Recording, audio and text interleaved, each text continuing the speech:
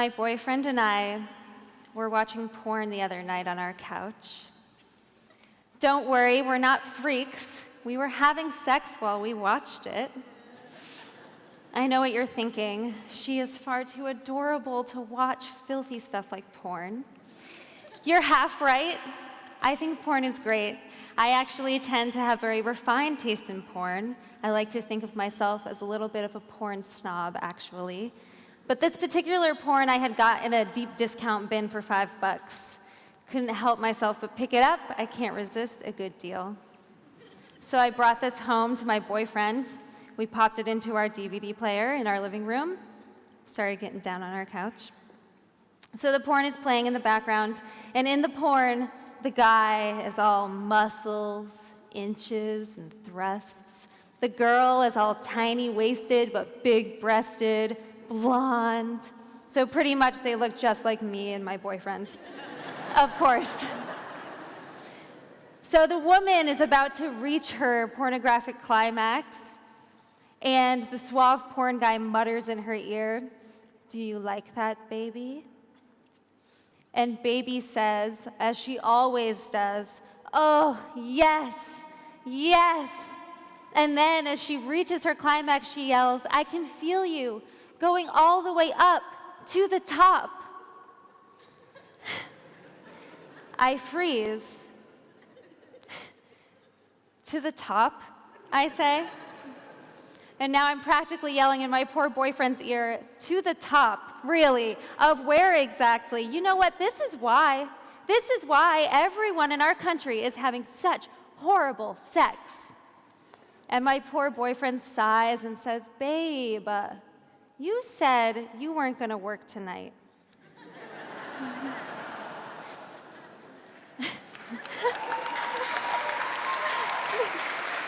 Good night. I'm a sex columnist, and I'm a sex educator, so this means when I'm turned on, it's hard for me to turn off my brain from the work that I do. The most common question I get as a sex columnist is from women who just cannot have an orgasm for the life of them. They try, and they just can't do it, so they think that they're broken. But they're not broken. The information that they're getting about how their sexual pleasure works is broken. The clitoris is a very important, tiny body part. It hides under a little hood in the folds of the labia, and it stays there until we're good and turned on, and then it pops out. Over 75% of women require direct and consistent clitoral stimulation in order to have an orgasm in over 20 minutes of it. And yet, P&V, penis and vagina penetration, is the way that we're taught sex works. So when I hear a porn performer attributing her explosive orgasm to her partner pounding his way all the way up to the top of wherever that is, it infuriates me because porn has become how we learn to have sex. When I'm not writing about sex, I'm teaching workshops about sex to teenagers and to adults. And the first thing I like to ask the teenagers is, what have you learned in your sex education class?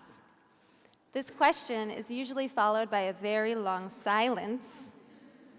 And then the first answer that is always spoken in these workshops is, nothing. We're not learning anything, they tell me. Sometimes they tell me they learn about STDs, penis and vagina penetration, and pregnancy. But mostly they're saying nothing. This isn't super surprising. In the United States, where I am from, only 22 of our states require sex education, and only 13 of those states require that their facts be medically accurate. 87% of our states require that abstinence is stressed in sex ed. Here in Europe, you're doing much better than we are, I will give you that. In Austria, yeah, applaud for you. In Austria, your sex education has been mandatory since 1970, but your research is actually showing that only half of your students are getting that sex ed. And when they do, it's overly biologically focused, much like ours is. So you're not that special. In the US at least, our sex education is the butt of many jokes, and their messages boil down to just don't do it, or be afraid, be very afraid. So when I'm teaching workshops to teens, the next thing I like to ask them is, where have you learned about sexual pleasure? And they always give me the same answer in every workshop. We learn about sexual pleasure from porn. By age 18 in the States, over 90% of boys and over 60% of girls have intentionally watched porn online. Over 20% of youth ages 10 to 15 have sought out internet porn on purpose. Here in Europe, that age lowers to 9. 9.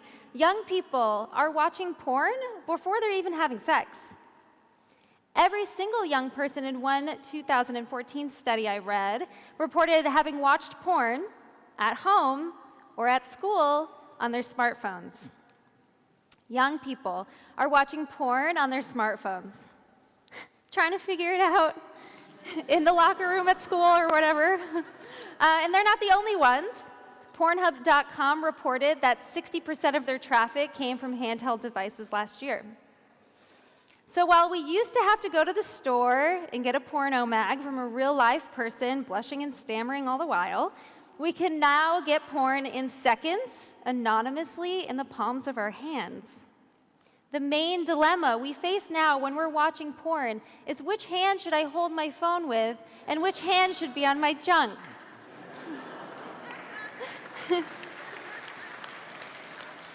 You know the struggle, I could tell. Porn is more accessible and easier to watch than ever before. But why are young people so compelled to access it? Because it is the only sex educator that is teaching them what we are failing to teach them, which is about sexual pleasure. A recent Boston University study about youth porn consumption showed that every single teen they interviewed actually learned how to have sex by watching porn. Namely, they're learning about positions, how to pleasure an opposite-sex partner, or specific sex acts like oral sex and anal sex. Young people. Here in Europe, your youth are pointing to one sex educator, and that is the media, which of course includes pornography. Porn is more readily available to young people, but more importantly, it's less bullshitty and less scare tactic happy than their parents, than their peers, and than their teachers.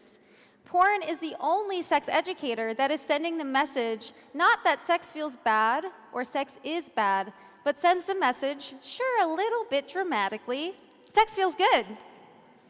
Because sex education has failed young people so badly, porn has become our new sex educator. So what is this new sex educator, porn, teaching young people exactly? To help me assess for this, I've created an activity called Accessing Our Porn Brains, and I use it in my youth workshops. So as adults, we know that porn is a very diverse genre. Some porn is feminist, some porn is ethical, some is both, some is really good. But the porn most accessible to young people is what I call mainstream porn, and that is the kind of porn you find very easily when you Google porn. So we start this exercise by imagining a mainstream porn scene. And what I'm sharing with you are all real responses that I've gotten from youth in the past year. So the first thing I ask them is, who is having sex? What do they look like? They tell me a man and a woman are having sex. Okay. They tell me that he's brawny, full of muscles, inches, thrusts. He always has a huge ego. She is thin, big-breasted, blonde, hairless, usually. So then I like to ask them, what are they saying, though? What is the man saying during these scenes? They tell me that he is directive. He gives orders. He uses violent and degrading language. If he's having a good time, he might let out a grunt, maybe. If he's being so directive, I ask them, how does he know what to do? He just does, they tell me. How does he know what she wants to do, I ask them. He just does. Duh. And what happens if he doesn't know? I push them, and they tell me he just pretends if he doesn't know. So what does she say, I ask? And this is usually when the cool guy in the back, who's been sitting there not participating, finally speaks up and says, "Oh, you mean like full sentences?" Yes, I mean like full sentences. So what would happen if we heard full sentences from her? And this is when the young women usually tell me that she would be a slut if she spoke up about what she wanted, or a prude if she spoke up about what she did not want. So either way, she would probably sit there quietly and say nothing at all.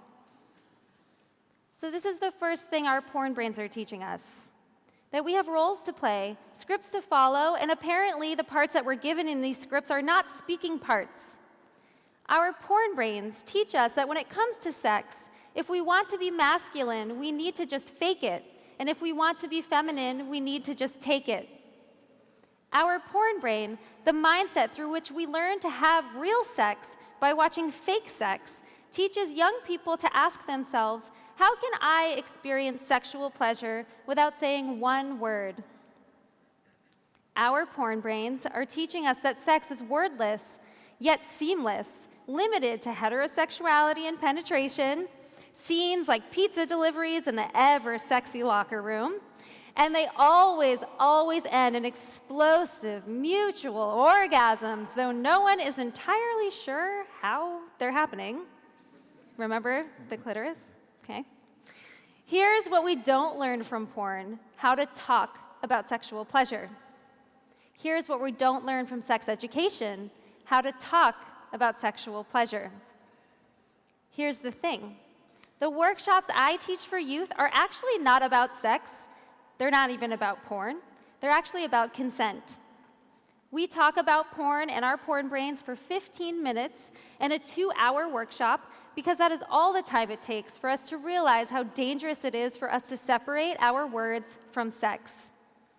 You cannot give or receive consent without using your words, and yet we are leaving young people without any words to say. I taught a consent workshop earlier this year, and a young man attended just to hang out with his sports team buddies, of course.